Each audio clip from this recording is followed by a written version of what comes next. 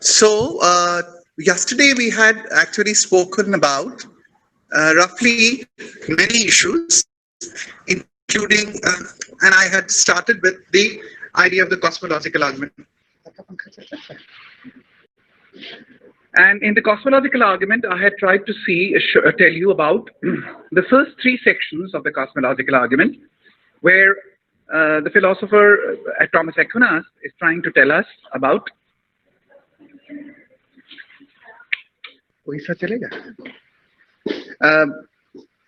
The first is from the nature of motion, the second is from the nature of efficient causes, and the third is from the idea of necessity. And what I was trying to call your attention to, that how is the argument built? And when you look at how the argument is built, you see that the argument is built in the form of a response to two objections. दो आपत्तियां जो की जाती हैं उनके संदर्भ में इसको आर्गुमेंट को बिल्ड किया गया है। और वो आपत्तियां क्या हैं? वो आपत्ति, पहली आपत्ति ये है कि अगर किसी इतना अशुभ है तो कैसे ईश्वर को माना जा सकता है, और दूसरी बात ये कि अगर हम ये मानते हैं कि एक चीज को प्रकृति के माध्यम से ही व्याख्यात किया जा सकता है तो कैसे करें। So here again, Thomas Aquinas is trying to give a response in terms of a partially a priori and a partially a posteriori argument, where he is trying to say that from the very nature of causality, from the analysis of the term causality, we understand that all events must have a cause. And when you look at motion, motion cannot be self-triggered. गति हमेशा किसी न किसी चीज की अपेक्षा करेगी कि कोई और चीज उसको गति में लाए, और ये गतिशीलता की परंपरा अनादि नहीं हो सकती, इसलिए इसका कोई न कोई प्रथम मूवर होना चाहिए, और वो मूवर अगर नहीं होगा तो there would be no movement at all. Second argument was that from the nature of efficient causes, everything needs to have an efficient cause. संसार की सभी वस्तुओं का कोई न कोई निमित्त कारण होना चाहिए। ये निमित्त कारणों की श्रृंखला भी अनादि नहीं हो सकती, क्योंकि अगर पहला कॉज नहीं होगा तो मध्यस्थ कारण नहीं होगा, और अगर मध्यस्थ कारण नहीं होगा तो वर्तमान कार्य भी नहीं होगा। पर दिस इज एन एब्सर्डिटी, वर्तमान कार्य है, इसलिए कोई ना कोई उस मध्यस्थ कारण के पहले भी कोई ना कोई कारण होना चाहिए। और आर्गुमेंट क्या है? To take away the cause is to take away the effect. अगर आपने कारण को हटा दिया तो कार्य भी हट जाएगा, और इस वजह से वर्तमान में कोई चीज नहीं होगी। पर यहाँ पर भी रिडक्शो एड एब्सर्डम जैसा हमने देखा था कि ऑन्टोलॉजिकल आर्गुमेंट को रिडक्शो एड एब्सर्डम की तरह से कंसीडर किया था, तो यहाँ पर भी एक रिडक्शो है कि वास्तव में इस समय हम संसार में वस्तुएं देख रहे हैं, so they must be caused by intermediary causes and they must have a first cause. The third is from the nature of necessity. And what was it? The idea of necessity is something which exists always, and the idea of contingent possible is something which is possible. That is the idea that he said that कि कोई चीज है तो वो नहीं भी हो सकती है, और जो चीज नहीं भी हो सकती, एक काल ऐसा रहा होगा जबकि वो नहीं थी, तो एक ऐसा काल रहा होगा जबकि कुछ भी नहीं था। जब कुछ भी नहीं था तो चीजें उत्पन्न कैसे हुई? आप सबने बचपन में कहानी पढ़ी होगी सिंड्रेला की, कि वो सिंड्रेला की जो फेरी गॉड मदर आती है, वो एक गूस को घोड़ा बना देती है, चूहे को घोड़ा बना देती है, गूस को फुटमैन बना देती है, कद्दू को गाड़ी बना देती है। पर she also said, give me something so that I can convert something into something else. कोई चीज मुझे दीजिए जिसको कि मैं किसी अन्य में परिवर्तित कर सकूं, but I cannot make something out of nothing. शून्य से मैं किसी चीज की उत्पत्ति नहीं कर सकती। ये वाली बात जो एक बच्चों की कहानी में कही जाती है, वही एक जनरल प्रिंसिपल है, that actually all things require that they must be preceded by some other thing. Nothing can produce only nothing, nothing can not produce anything. तो ये वो प्रिंसिपल है जो कि नेसेसिटी के आइडिया में दिया। मैं जल्दी जल्दी बाकी दो तर्कों को भी आपके सामने करके फिर इन पहले जिनको हम कॉस्मोलॉजिकल आर्गुमेंट के रूप में समझते हैं, and this I think you need to understand very well. It is only the first, second and partially the third way of knowing in Summa Theologica, 5 ways of knowing, which are called the cosmological argument. जो सृष्टिमूलक तर्क है वो प्रायः वही तर्क है जो कि पहला, दूसरा और तीसरा ईश्वर को जानने की विधि के रूप में सुम्मा थियोलॉजिका में सेंट थॉमस एक्विनास ने दिया। बाकी जो फोर्थ और फिफ्थ वे हैं वो वास्तव में कॉस्मोलॉजिकल आर्गुमेंट नहीं है। हालांकि आप अक्सर जब आप देखते हैं तो आपको सिर्फ ये बताया जाता है कि थॉमस एक्विनास ने कॉस्मोलॉजिकल आर्गुमेंट दिया, पर वो कॉस्मोलॉजिकल आर्गुमेंट दिया, लेकिन जितने आर्गुमेंट सेंट थॉमस एक्विनास ने दिए वो सब कॉस्मोलॉजिकल आर्गुमेंट है, ये बात सही नहीं। So let us look at the fourth way that he is talking about. Fourth way is known from the gradation found in things. Among beings that there are some more or less good, true, false and the like. But more and less are predicated to different things according to as they resemble in their different ways something which is the maximum. A thing is said to be hotter according to more reality resembles what is the hottest. So that there is something which is the truest, something the best, something the noblest, and consequently something which is the most being for those things that are greatest. In truth are the greatest in being, as it is written in metaphysics. Now the maximum of any genus is the cause of it in that genus as fire, which is the maximum of heat is the cause of hot things, as it is said in the same book. Therefore, there must also be something which is to be to all beings the cause of their being, goodness and every other perfection, and this we call God. तो यहाँ पे भी एक तरह से कारणता के प्रत्यय का इस्तेमाल किया गया है, इसलिए इसे प्रायः हम देखते हैं कि हम कहते हैं कि इसको भी हम मान लेते हैं कि ये एक तरह से कॉस्मोलॉजिकल आर्गुमेंट है, क्योंकि कॉस्मोलॉजिकल काउजल आर्गुमेंट। पर ये आर्गुमेंट है क्या? आर्गुमेंट ये कह रहे हैं कि संसार में हम सभी चीजों को क्रमिकता से देखते हैं। We see gradation in things, less good, more good, absolutely good, less true, more true, absolutely true, less beautiful, more beautiful, absolutely beautiful. और उनका ये कहना है कि ये ग्रेडेशन जो हम संसार में देखते हैं, ये ग्रेडेशन का लॉजिक क्या है? That anything is graded in terms of its maximum. Anything is hot in terms of how much it resembles the hottest thing. And his example is that the hottest thing is fire. सबसे गर्म चीज है fire. और जो maximum चीज है वही वस्तु का कारण भी होती है. This is a very strange kind of logic, and a very strange kind of a belief. But this is a belief which he attributes and draws from, again, as I said, St. Thomas Aquinas is a Christian, but he is actually coming from the heritage of the Greeks, and there also he is coming from primarily the heritage of Aristotle. So here, just as in the last sections he had quoted heavily from Exodus and other parts of the Holy Bible and the canon, here he is quoting from Aristotle's Metaphysics, section 2. वो ये कह रहे हैं कि संसार की सभी चीजों में सत्ता उसी मात्रा में होगी जिस मात्रा में वो सत्ता मात्र को रिप्रेजेंट करते हैं। और आपको याद ही है मेटाफिजिक्स वही थी, बीइंग को बीइंग की स्टडी। तो उनका ये कहना है कि संसार की जितनी भी चीजें हैं जिनमें गुडनेस है, बीइंग है, परफेक्शन है, उन सभी चीजों में वो सब चीजें इसीलिए हैं क्योंकि they are representing the maximum, and all these qualities in their maximality are present in God, और यही मैक्सिमल जो चीज है वो उनका कॉज है।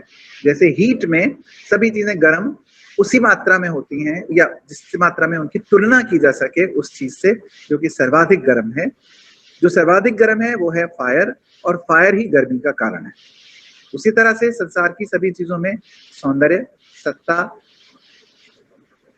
सत्यता उसी सीमा तक है जिस सीमा तक वो सर्वोत्कृष्ट एब्सोल्यूट सत्ता, गुडनेस, ट्रूथ से रिलेटेड हैं, और वही उनका कारण है, और वो इस संदर्भ में ईश्वर है। This is the fourth way from gradation. Fifth way क्या है? Fifth way is from the governance of the world, संसार के शासन से संबंधित है कि हम संसार में जितनी भी चीजें देखते हैं, it is evident from acting always और nearly always in the same way so as to judiciously but obtain the best result. Hence, it is plain that they achieve their end not fortuitously but designedly. संसार की जितनी भी चीजें हम देखते हैं वो किसी न किसी उद्देश्य की पूर्ति के लिए, और ये फिर वही विश्वास है जो अरिस्टोटल में है कि everything has a function and the function leads a thing to its telos. सभी चीजों का कोई ना कोई प्रयोजन है और ये प्रयोजन किसी लक्ष्य की ओर संकेत करता है और सभी वस्तुएं अपने लक्ष्य की ओर उन्मुख हैं। Hence it is plain that they achieve their end not fortuitously but designedly. तो संसार की जितनी भी वस्तुएं जो अपने प्रयोजन के लिए कर्मशील हैं, वो केवल ऐसे ही नहीं हो गई हैं, वो डिजाइन से, वो प्रयत्न से वहां जा रही है। Now whatever lacks knowledge cannot move towards the end. जिसमें ज्ञान नहीं है, वो किसी उद्देश्य की तरफ नहीं जा सकता। Unless it is directed by some being endowed with knowledge and intelligence. कोई भी वस्तु अपने उद्देश्य के प्रति तभी जा सकती है अगर वो खुद स्वयं विवेकशील नहीं है, जब तक कि कोई अन्य उसे उस तरफ नहीं जा रहा। और एग्जाम्पल क्या देते हैं? As an arrow is directed by an archer. ठीक उसी तरह से जैसे कि एक तीर जो तुणीर में लगा होता है उसको निकालता है आर्चर, धनुर्धारी, और धनुष से उसको फेंकता है। Therefore, some intelligent being exists by whom all natural things are directed to their end, and this being we call God. तो संसार की जितनी भी वस्तुएं हैं जो चेतन नहीं भी हैं, वो भी अपने उद्देश्य की पूर्ति कर रही हैं, क्योंकि एक बौद्धिक सत्ता ने उनको उद्देश्य प्रदान किया है और उनको गति प्रदान की है, और वो ईश्वर। तो ये जो फोर्थ और फिफ्थ वे है, फोर्थ वे क्या कह रहा है? that things have gradation. The gradation means that everything has an equality in comparison to what is maximal, and the maximal is the cause. और fifth way क्या है? There is a design in the world, there is a purposiveness in the world, everything is moving towards its purpose. Nothing can move towards its purpose unless it is pushed into that direction by something which is intelligent, and in this case everything in the world is directed by God. So these are the 5 ways through which St. Thomas Aquinas in Summa Theologica tries to respond to the objections. So what was the first objection? That how is there evil in the world? To that he has an answer. Since God is the highest good, he would not allow any evil to exist. His works, unless omnipotence and goodness, were such as to bring evil out of evil. Infinite goodness of God, and he should allow evil to exist, and out of it produce God. तो संसार के अंतर्गत जो अशुभ भी उसने produce किया है, वो शुभ को प्रोड्यूस करने के लिए है। ये उनका पहला जवाब है, जो पहला ऑब्जेक्शन था कि अगर ओमनिपोटेंट, ओमनिशेंट, परफेक्टली गुड गॉड है तो इविल कैसे है? तो ये तर्क देने के बाद he said that the answer to the first objection is that God is the highest good, and if he is the highest good, he would not allow in his works any evil to exist. His omnipotence and goodness, well, such a being will be such that there will be no evil. But if there is evil, the evil is there only insofar as it is to produce good. ये पहला जवाब है। दूसरा जवाब क्या था? दूसरा objection क्या था? कि अगर हम प्रकृति के माध्यम से एक्सप्लेन कर सकते हैं, तो फिर what is the point of why should we then accept God? We can explain it through nature. उसके जवाब में कहते हैं, since nature works for a determinate and under the direction of an higher agent, whatever is done by nature must be traced back to God as its first cause. तो प्रकृति में भी जो चीजें हो रही हैं किसी उद्देश्य की पूर्ति, क्योंकि वे भी अपने आप में किसी डायरेक्टेडनेस से हो रही हैं, प्रकृति अपने आप में अचेतन है, इसलिए उसके लिए भी किसी इंटेलिजेंट डायरेक्टर की जरूरत है, और वो in this case would be God. So likewise, whatever is done voluntarily must be traced back to some higher cause other than human reason and will. And since these can change and fail, for all these things that are changeable and capable of defect must be traced back to the immovable and self-necessary first principle that has been shown. इसको आप लोग ध्यान से देखेंगे तो आपको ये पता चलेगा कि इसमें पूरी तरीके से, now if we look at the cosmological argument, we have got a clear picture that what is he saying? He's saying that everything has a cause. 2, he's saying that causal chain cannot go back infinitely, because why? Because to take away the cause is to take away the effect. 3, the causal chain must terminate in something which is of the highest form and intelligent, and therefore all other arguments are taken care of by this kind of a response which Thomas Aquinas gives. And this is a very old argument. And then we have somewhere in the 18th century once again, Samuel Clarke. So Samuel Clarke, he writes his name Samuel and Clarke, Clarke.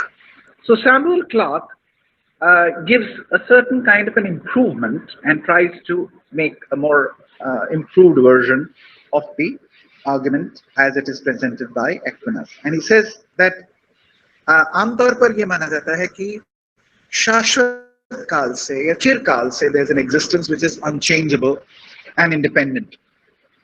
और एक ऐसी चीज जो कि independent हो वो होनी जरूरी है जो कि अन्य सभी चीजों के आधार के रूप में हो.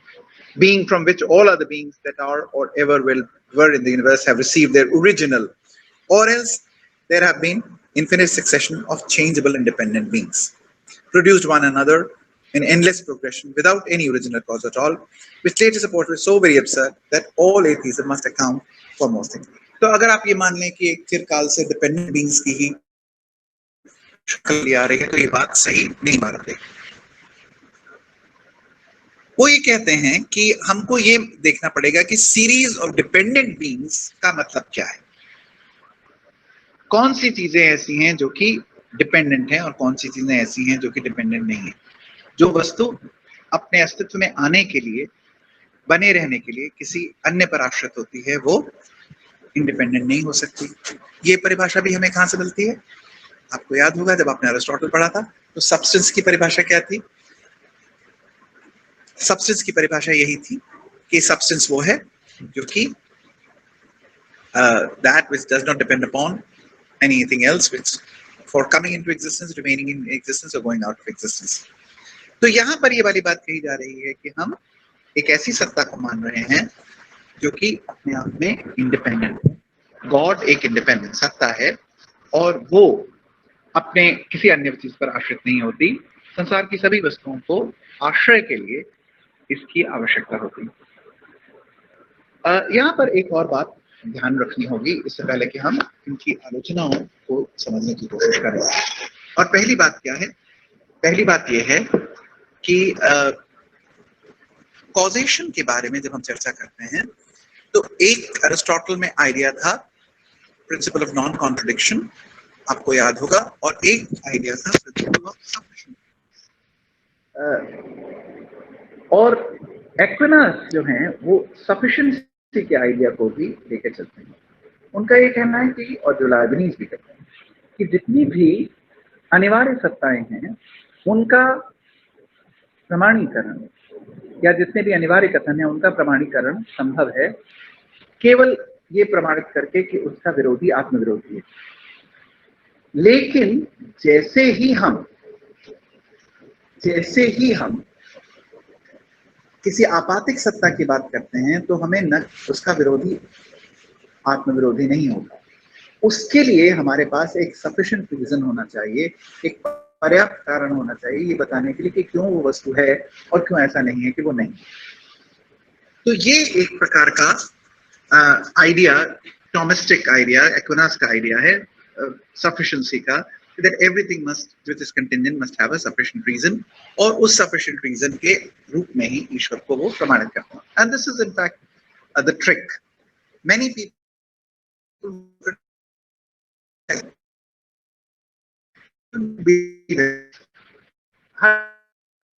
कारण होने के बाद आप प्रमाणित करना चाहते हैं. अन्यथा हर वस्तु के लिए इतना काफी है कि उसका कोई कारण हो, वो पर्याप्त कारण हो जिसके कि आगे किसी अन्य कारण की अपेक्षा न हो. ये वाली बात जो आपने अंत में लगाई ये अपने आप में प्रॉब्लमैटिक है और ये अभी हम लोग डिटेल में देखने की कोशिश करेंगे कि इसमें कैसे. सो नाउ अब तक जितना हमने पढ़ा है उसमें दो चार चीजें हमको याद रखनी चाहिए. पहले तो हमने देखा कि ऑन्टोलॉजिकल आर्गुमेंट एक प्रायर आर्गुमेंट है. ऑन्टोलॉजिकल आर्गुमेंट में ईश्वर की अनिवार्यता की बात कही गई. ऑन्टोलॉजिकल आर्गुमेंट का क्लासिकल वर्जन हमको मिलता है सेंट एंसेल्म ऑफ कैंटरबरी में. उसका दूसरा वर्जन हमको मिलता है रेने डेकार्ट में. रेने डेकार्ट में दो प्रकार के तर्क हैं. ईश्वर एक पूर्ण सत्ता है जिस पूर्ण सत्ता का विचार के कारण के रूप में ईश्वर को स्थापित किया गया, और दूसरे में ये कहा गया कि ईश्वर एक पूर्ण सत्ता है और अस्तित्व भी एक पूर्णता है, यदि ईश्वर में पूर्णता नहीं होगी तो वो अस्तित्व नहीं होगा तो वो पूर्ण नहीं होगा। This is the ontological argument given by Descartes. और इसके आगे भी हम देखते हैं इसका डिस्कशन। इसके विरुद्ध हमने देखा कि जो सबसे पावरफुल आर्ग्यूमेंट था वो किसने दिया? वो आर्ग्यूमेंट आमतौर पर कांट का आर्ग्यूमेंट दिया जाता है, जिसमें ये कहा गया कि existence is not a predicate, या ये कहा गया कि नेसेसरी एग्जिस्टेंस कहना अपने आप में एक गलत बात है, जैसा कि क्वाइन इत्यादि ने भी कहा। और दूसरा आर्गुमेंट जो कांट का था वो ये था कि ये एक कंडीशनल आर्गुमेंट है। If God exists, he is omnipotent. If God exists, then God is omniscient. If God exists, then he must exist.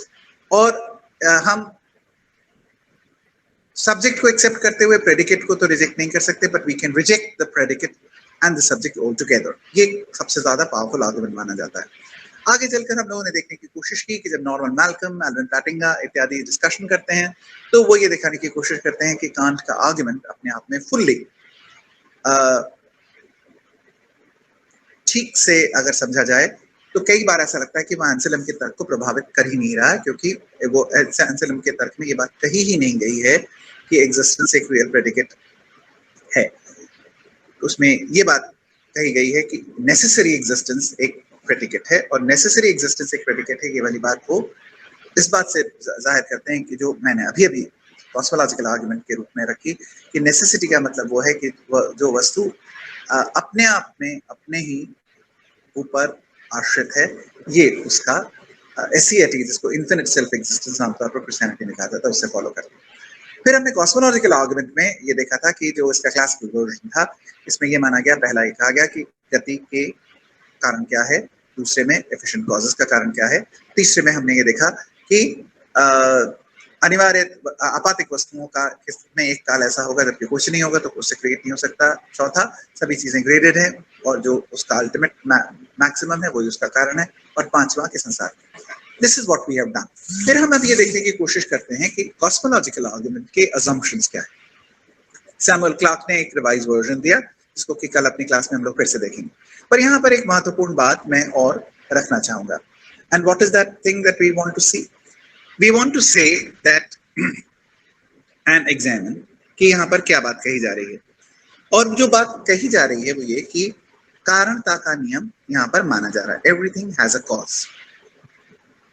कई लोगों का ये कहना है कि अगर आपके तर्क का मुख्य स्वर ये है कि everything has a cause, तो आप प्रमाणित क्या कर रहे हैं? आप प्रमाणित कर रहे हैं there is a God, और उसके बारे में आप क्या प्रमाणित कर रहे हैं? He has no cause। तो एक बड़ा रोचक सा कमेंट है जो शोपेनहावर को आमतौर पर एट्रीब्यूट किया जाता है कि यहाँ पे आप कारणता के नियम को एक तरह से टैक्सी की तरह इस्तेमाल कर रहे हैं। कि आपने कहा कि यहाँ से मैंने ओला बुक करी और मुझे हजरतगंज जाना है, और फिर वहां पर पहुंच के बाद उसको पैसे दे दिए, तो आपका तर्क क्या था? Everything has a cause. और फिर आप एक जगह पहुंच गए और फिर आपने कहा कि नहीं, this thing does not have a cause. So rather than, so you are proving something by a rule which actually is disproved by the conclusion. The rule is everything has a cause, and what is being proven is there is something which has no cause. ये एक आपत्ति उठाई जाती है। दूसरी आपत्ति जो कल भी किसी बच्चे ने उठाई थी कि कार्य कारण की श्रृंखला अनादि क्यों नहीं हो सकती? Why can't the series of cause and effect be many infinite series, as we already know that there are infinite series which exist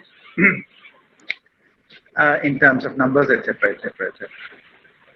So we know that there's some very important debates about the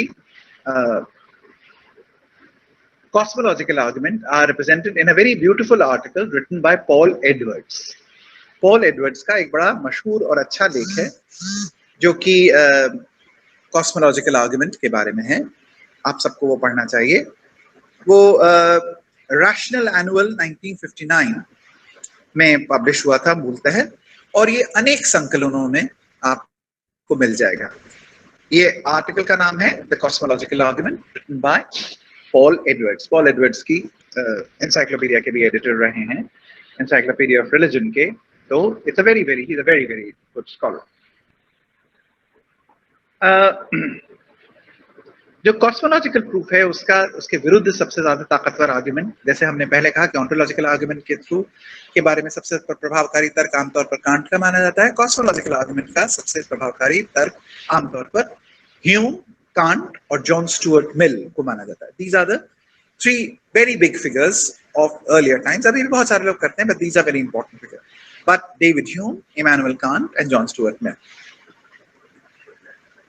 आगे चलकर एक बड़ा debate हुआ जो कि बहुत मशहूर था, वो था फादर एफ.सी. कोपलस्टन और बर्टन रसल का एक डायलॉग, और उनके बीच में साइंटिफिक रैशनल नेचर के बारे में जब चर्चाएं हो रही थी, तो उसके बारे में ये बात कही गई कि कॉस्मोलॉजी के क्यों प्रथम कारण होना चाहिए या नहीं होना चाहिए।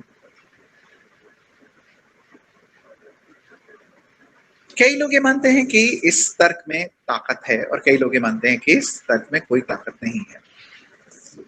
कई फॉर्म्स में कॉस्मोलॉजिकल आर्गुमेंट को दिया गया। एक आमतौर पर, जैसा हमने कहा आपसे, जिसे हम कहते हैं कॉजल आर्गुमेंट, और दूसरा फॉर्म है आर्गुमेंट फ्रॉम कंटिंजेंसी।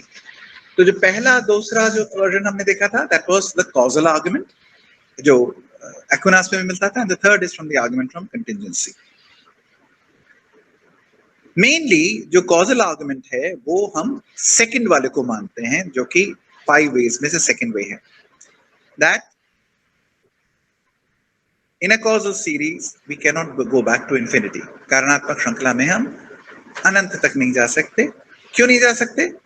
तो हम ए से बी पे गए, बी से डी पे गए, सो ऑन से डब्ल्यू से एक्स पे गए, एक्स से वाई पे गए, वाई से जेड पे गए। लेकिन अगर जेड नहीं होगा तो क्या होगा? तो वाई नहीं होगा, वाई नहीं होगा तो एक्स नहीं होगा तो फिर आगे क्यों नहीं होगा तो पी नहीं होगा, फिर धीरे धीरे करके बी नहीं होगा तो ए नहीं होगा, पर ए तो है। So if we go back from any particular thing, you go back, and if you take away the first cause, I mean you say that there is no first cause, then there will be no second cause and no third cause, and there will be no present thing. But the fact is, so the example would be that supposing we are looking at somebody, we are saying that, oh no, this one is Rahul Gandhi, so we go back to Rajiv Gandhi, we go back to Indira Gandhi and to Nehru ji, and so on and so on and so on, back. But if we say that there was no first person, then none of those people would exist, and therefore we would have no person that we have started with. So we cannot then have something right now if we take away the cause. So if A did never existed, none of the subsequent members of the series would come in existence, and therefore if you take away the cause, then you take away the effect. But इस argument में यहाँ पर हम लोगों को एक बात पर ध्यान देना पड़ेगा, जो कि हमें पॉल एडवर्ड्स ध्यान दिलाते हैं। When somebody says that A is the first cause, तो उसका मतलब, और दूसरा व्यक्ति कहता है कि नहीं, A is not the first cause. So when somebody says A is not the first cause, that person might be saying many things. One, he might be saying A is not the first cause, Q is the first cause. Or he might be saying that there are many causes. एक तो ये बात है। पर यहां पर जो जना कह रहा है कि कॉजल सीरीज इनफाइनाइट हो सकती है, वो ये नहीं कह रहा है कि Q फर्स्ट कॉज है या बहुत सारे फर्स्ट कॉज हैं, और वो ये भी नहीं कह रहा है कि A does not exist. अगर आप ये कहते हैं फर्स्ट, और मैं कहता हूं है, तो मैं ये नहीं कह रहा हूं कि X नहीं है, बल्कि मैं केवल ये कह रहा हूं कि X is not uncaused. So Aquinas is not able to distinguish between two statements. Statement number one, A did exist. Two, A not caused. The person who is talking about an infinite series is not saying that A does not exist. he or she is only saying that there is no member of the series which is not uncaused. ये बिल्कुल वैसी ही बात है कि कोई व्यक्ति आके कहे कि मैं दुनिया का सबसे बड़ा एक्सप्लोरर हूं, और दूसरा व्यक्ति कहे कि नहीं नहीं आप तो नहीं है, आपसे। पर जब हम कहें कि आप सबसे बड़े वैज्ञानिक नहीं हैं या आप सबसे बड़े एक्सप्लोरर नहीं हैं, तो हम ये नहीं कह रहे कि आप नहीं हैं, आप हैं तो, पर आप सबसे बड़े वैज्ञानिक एक्सप्लोरर नहीं। उसी तरह से जब हम कहते हैं कि ए फर्स्ट कॉज नहीं है, तो हम सिर्फ ये कह रहे हैं कि ए में फर्स्ट प्रथम कारणत्वता, so A does not possess the quality of being the first cause. A exists, but it is also caused by something else. So the idea is to take away the cause is to take away the effect। में तो ये बात थी ना कि आपने ABCD की FGH की लाइन बनाई, इसमें से बीच में से अगर आपने G को हटा दिया तो नीचे की चीजें कहाँ से आएंगी। लेकिन हम G को हटा नहीं रहे, सिर्फ G में से ये गुण हटा रहे हैं कि वो एक ऐसी वस्तु है जिससे कि पहले कुछ नहीं। So what we are only saying is that every member of the causal series is preceded by some other. So this is one very major issue which Paul Edwards brings against an misunderstanding which he thinks can be attributed to St. Thomas Aquinas. इसके अलावा भी कारणात्मक ये जो causal argument है, इसके खिलाफ बहुत सारी आवाजें उठाई जा सकती हैं। जैसे मैंने कहा कि बहुत सारे कारण हो सकते हैं, एक ही कारण क्यों होते हैं। कई लोग जो कार्य कारण तर्क के माध्यम से या कॉस्मोलॉजिकल आर्गुमेंट के माध्यम से ईश्वर को सिद्ध करना चाहते हैं, उनके सामने एक ये भी प्रॉब्लम होती है कि अगर सभी चीजों का कोई ना कोई प्रथम कारण होता है, इससे आपने ईश्वर को प्रमाणित कर भी दिया, तो क्या ईश्वर अभी भी मौजूद है, ये वाली बात तो नहीं प्रमाणित हो जाती। जैसे हम लोग बहुत सारे लोग हैं, तो हमारे great grandfather, grandfather, grandmothers, mothers भी कई लोगों की नहीं है। तो अगर हम कहें कि एक फर्स्ट कॉज होना चाहिए तो फर्स्ट कॉज था, लेकिन अब नहीं। God died of old age, कितने हजार साल पहले रहा होगा। लेकिन इसलिए जो लोग के सामने समस्या ये होती है कि सिर्फ फर्स्ट कॉज प्रमाणित करना ही जरूरी नहीं है रिलीजन के लिए तो ये प्रमाणित करना भी जरूरी है कि वो ऐसा कॉज है जिसके के बिना इस समय भी हम कल्पना नहीं कर सकते। और इसलिए कुछ लोग जो इस डिस्कशन को करते हैं, they further make a distinction between two types of causes. Causes in Fere and causes in Esse.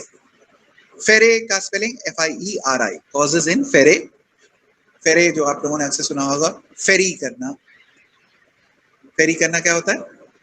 फेरी पे जाना मतलब बोट पे जाना, इधर से उधर। कॉज इन फेरे वो, और कॉज इन ऐसे जो किसी वस्तु के सत्ता मात्र के लिए जरूरी होता है। So a cause in esse is a factor which sustains or help to sustain the effect. तो cause in esse है वो है जो कि वस्तु को बनाए रखने के लिए जरूरी होता है, और cause in फेरे वो है जो कि वस्तु को लाए जाने के लिए, आगे बढ़ाने के लिए जरूरी होता है। एग्जाम्पल एडवर्ड्स ये देते हैं कि जैसे कि हम लोग को दुनिया में लाने के लिए माँ बाप की जरूरत है, लेकिन अगर हम कोई और उदाहरण लें कि जैसे हम कहें कि हम एक लाइब्रेरी में बैठे हुए, जैसे समय बैठे हुए हैं, तो लाइब्रेरी के अंतर्गत हम देखें कि एक किताब हमने उठाई, अपने हाथ में रखी, उसके ऊपर दूसरी किताब रखी, उसके ऊपर तीसरी किताब रखी, उसके ऊपर चौथी किताब रखी, उसके ऊपर पांचवी किताब रखी। तो इसमें सारी किताबों का जो इतना ऊंचा सा बंडल हम बना लेते हैं, 11 किताबों का जो हमको लाइब्रेरी से इशू होती हैं, वो किताबें जब हम इशू करके बाहर निकलते हैं तो वास्तव में हमारा हाथ नीचे उन सब किताबों को सस्टेन करने के लिए जरूरी है। अगर हम हटा देंगे तो 11 की 11 गिर जाएंगे। तो यहाँ पर my hand is the cause in essay for holding all those books together. और कई लोग इसको इस्तेमाल करते हैं कॉस्मोलॉजिकल आर्गुमेंट के रिफाइंड वर्जन को समझने के लिए। खासतौर से एक अमेरिकन फिलोसफर ऑफ रिलीजन है टॉमस एक्विनास की ही परंपरा में, जिनके अक्सर आप लोगों ने भी पढ़ा होगा, आर.पी. फिलिप्स। और वो भी ये कहते हैं कि संसार में जितनी भी डिपेंडेंट चीजें हैं उन सब के पीछे कोई ना कोई कॉज एंड ऐसे होना चाहिए, और वो कॉज एंड ऐसे के रूप में ईश्वर को स्थापित करते हैं। फादर जॉयस भी इसी आर्गुमेंट को इस्तेमाल करते हैं कि अंततः हमें कहीं ना कहीं पर एक कॉज एंड ऐसे के रूप में ईश्वर के अस्तित्व की आवश्यकता होगी। कॉज एंड फेरे के रूप में तो अगर हम मान भी लें कि नहीं जरूरत है, लेकिन कॉज एंड ऐसे के रूप में हमको इसकी आवश्यकता होगी। So there should be a first cause to produce and sustain the present existence of everything in the world. अगर ऐसी कोई वस्तु नहीं होती तो फिर संसार कोलैप्स कर जाएगा। अब कॉज एंड ऐसे के माध्यम से जब हम इस तर्क को रखते हैं तो फिर यहाँ पर हमको जरूरत है कि क्या हम कॉस्मोलॉजिकल आर्गुमेंट को सही तरीके से समझ रहे हैं या नहीं।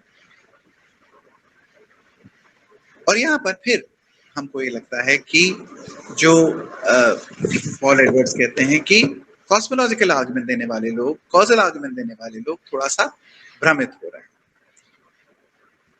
उनको इन्फिनिट सीरीज और लंबी सी सीरीज में कोई फर्क समझ में नहीं आ रहा है।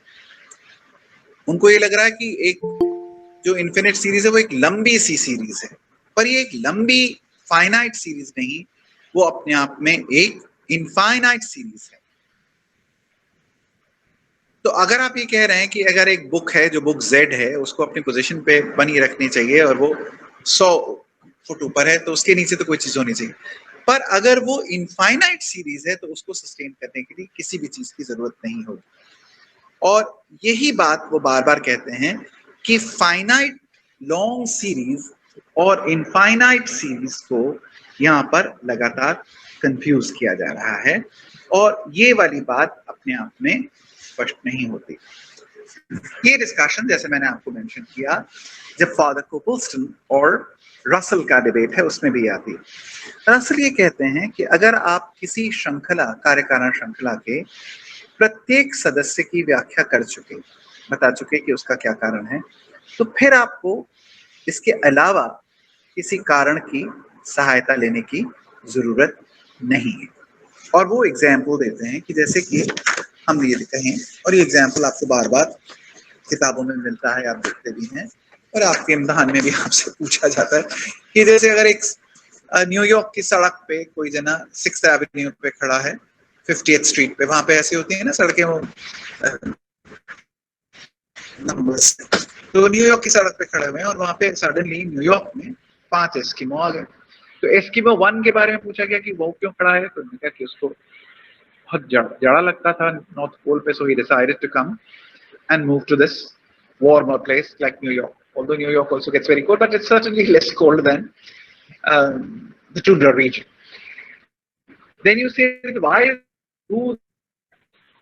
So they say that the first Eskimo woman had a husband, and she said, "I love you very much. So if you are not finding it comfortable to live here, I will also come with you."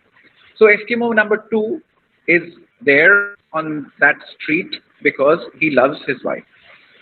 Eskimo number 3 is the son of the Eskimo 1 and 2. But chota hai, wo kahan jaye? So he's with his parents. Eskimo number 4 had seen an advertisement in New York Times that there's a job, so he decides to come to New York City. And Eskimo number 5 is a private detective, and he has been engaged by one very famous agency called the Pinkerton Agency to keep an eye on Eskimo number 4 कि भाई यहाँ नौकरी करने के लिए New York क्यों जा रहा है। So there are 5 Eskimos standing on the 50th Street on the 6th Avenue, and if you want to know why are they there, number 1 is there because she feels cold, number 2 is there because he loves her, number 3 is the baby, number 4 has come for a job, number 5 is there because he has been commissioned by an agency to look at number 4. Now if somebody says, but why are these 5 people over there? So you will look at him and they say that, what are you asking? Is it a Santa Banta joke? I've given you this explanation 2 times. So there is nothing like when every member of the series has been explained, there is no need for a separate explanation of the series altogether. It's a wrong kind of investment. Sometimes people also use another example, that what is true of every member is not true of the whole series. So questions that can be asked about members of a series are not always the right kind of questions to be asked about the series. Like, say, for instance, if you say that every student in the class has a mother, so does the class have a mother? You could say, oh, but it's a category mistake. In case of the series also, some people say that when every member of the series has been explained away properly, there is no point to give a separate explanation for the series altogether. तो ये भी एक प्रकार का तर्क दिया गया और ये भी उसका एक प्रकार का प्रत्युत्तर दिया गया कि नहीं, ये बात गलत है। बट ये बात सही है कि जो लोग कॉस्मोलॉजिकल आर्गुमेंट को मानते हैं वो लोग अपने आप में इतनी जल्दी हार नहीं मान लेते। अभी बहुत सारे सवाल बनते हैं। जैसे एक बड़ा रोचक सी बात थी जिसको कि मैं भी खत्म करता हूँ, उसके बारे में आप लोग सोचिएगा और फिर हम लोग इसको पिकअप करेंगे। The second, one of the things is कि ये वाली बात कही गई कि सभी चीजें आपातिकता पर आधारित है, क्योंकि सभी चीजें हैं और नहीं भी हो सकती, तो एक समय रहा होगा जब वो नहीं होंगी, तो एक समय ऐसा रहा होगा जबकि कुछ भी नहीं। Now, is it possible and is it necessary? क्या ऐसा नहीं हो सकता कि ये सीरीज अपने आप में फाइनाइट चीजों की हो और जैसे रस्सी आपने अगर देखी हो तो उसमें एक धागा चलता है, उसके साथ दूसरा धागा चलता है, फिर उसके साथ तीसरा धागा चलता है। None of the threads goes into the entire rope.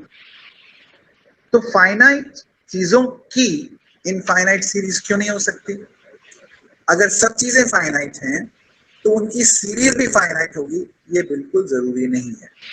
और इन लोगों ने कहा कि एक्विनास ये कहते हैं कि if it is possible for everything not to exist at one time, there must be one time when nothing existed. Nothing can produce nothing, therefore there would be nothing today, and therefore by a reductio argument we go back to the question that there is a necessary being.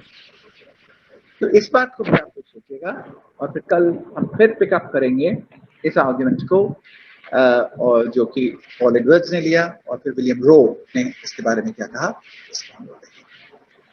Thank you. कुछ सवाल? कोई सवाल बच्चों के? कोई सवाल? No sir. Hello, I have a question. कोई सवाल?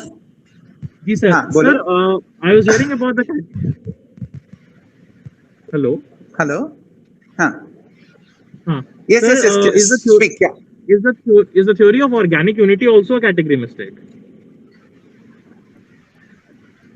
Come again. What would be the theory of organic unity? Would it also be a category mistake? Because you were saying that what is true of a member of a group is certainly not true of the group, or it's not necessarily true of the group. No. What I'm saying, and that is why I was being a little cautious. In some cases, what is true of every member may not necessarily be true of the class. And for instance, and some questions which can be asked about every member may not be asked about the group itself. This is not a universal law. If I say that every little feather that has made 100 kilo pillow is light, from that you cannot conclude that the whole pillow is light. So what can be said of a member is not necessarily true of the whole. In this case, what these people are saying, there are two arguments. One argument is saying that once we have explained every member, there's no need to explain the whole in terms of another cause. What other people are saying is that सवाल ये किया गया कि even if we accept that there is an infinite series of contingent beings, we accept that it's infinite, but yet there would be a question, why does the infinite series exist? So to that they are saying that actually this is a wrong question. The question can be asked about members, but it cannot be asked about the series. The series has no cause altogether. And for that they give an example that in some cases, just as every member of a class has a mother, does not necessarily mean that the class would have a mother. So it is a case in point that when you are talking about an infinite series of caused objects, it is being said, the cosmological argument advocates are saying, yes, we can accept an infinite series of causal objects which are contingent, but the series must have a cause. And they say that, but why must it have a cause? And isn't it a wrong kind of a question to ask of the group, the same kind of a question that can be asked about its members? Further, which I think we will deal in detail, the argument has not been given up there altogether. They would say that actually the infinite series, when somebody says that this infinite series needs a cause, we are not asking for its cause in terms of an efficient cause. We are asking for an explanation. हम ये जानना चाहते हैं कि यही कार्य कारण की श्रृंखला क्यों अस्तित्ववान है. To explain it better, let me give an example. Like we today are oxygen breathing organisms living on the earth. We breathe in oxygen and we exhale carbon dioxide. It is quite possible that there might have been another possible world where we would have been nitrogen breathing beings, and then we would have exhaled something else, and then many things in the environment would have been different. Is it not possible? It is possible. Many things in this world, that world will be similar to this world, and many things would be dissimilar. Now, if somebody asks this question, why does this world exist rather than the other? He's not asking that who's the first cause. He's asking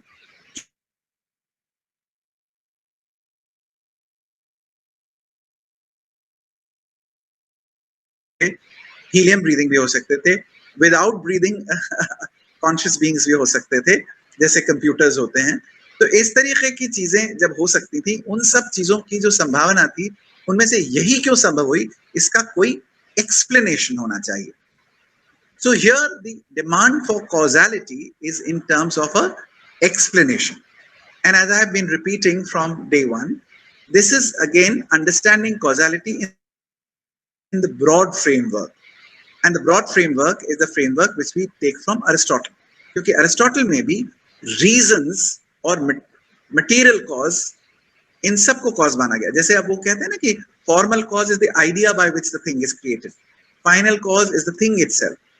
अब ये दोनों normally तो हम लोग cause नहीं मानेंगे ना, क्योंकि ये तो अपने आप में एक तरीके से आइडिया के लेवल की चीज है. नॉर्मली ये तो हम कॉज के रूप में जब चर्चा करते हैं तो केवल मटेरियल और एफिशिएंट कॉज की चर्चा करते हैं. तो the reason why which a thing is built, the reason why something should exist is also a cause. इसका कारण क्या है? तुमने इसका मर्डर किया, क्यों किया?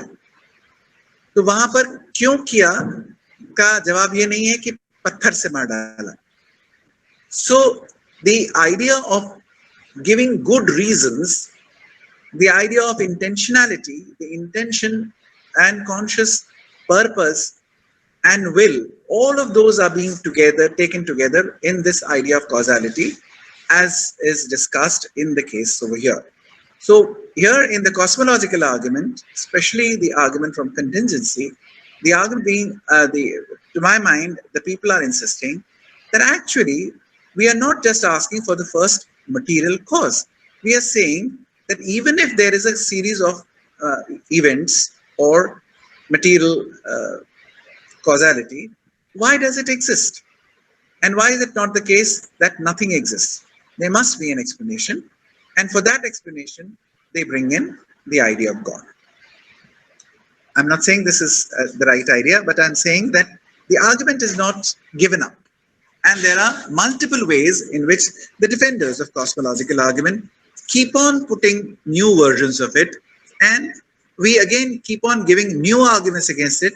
And many times old arguments from David Hume or from the Russell-Copleston debate.